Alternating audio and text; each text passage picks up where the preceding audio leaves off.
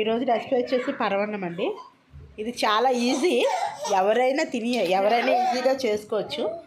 చాలా simple recipe. దీనికోసం మనం రైస్ ముందుగా పొయ్యి మీద పెట్టుకోవాలండి. దాంట్లో మనం బెల్లము వచ్చేసి డ్రై ఫ్రూట్స్ రెడీ చేసుకోవాలి. దాని తర్వాత రైస్ మాత్రం 80% మాత్రం ఉడకాలి. దాని తర్వాత మనం 2 గ్లాసెస్ మిల్క్ వేసుకోవాలండి. కాసేపు ఉడికిన తర్వాత దాంట్లో సాల్ట్ కానీ ఉప్పు కానీ ఏదైనా మన టేస్ట్ తగ్గట్టు మనం యాడ్ చేసుకోవాలి. యాడ్ చేసిన తర్వాత మనం పాలకి ముందు కానీ మనం సాల్ట్ కానీ వేస్తే రైస్ కానీ ఉడకకుండా వేసేస్తే మాత్రం ఖచ్చితంగా పాలన్నీ విరిగిపోతాయండి.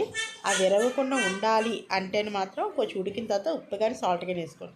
దాని తర్వాత బెల్లం వేసుకోవాలి. బెల్లం వేసుకొని దాన్ని బాగా కొంచెం బెల్లం కరిగినంత వరకు కూడా మనం కలుపుతూ ఉండాలి. అయితే ఇక్కడ ఏంటంటే ఫ్రెండ్స్, చాలా ఈజీ ప్రాసెస్. రాలేని వాళ్ళకి కూడా పరమాన్నం చేసుకుని తినేయచ్చు, అంత ఈజీ మాట. నెక్స్ట్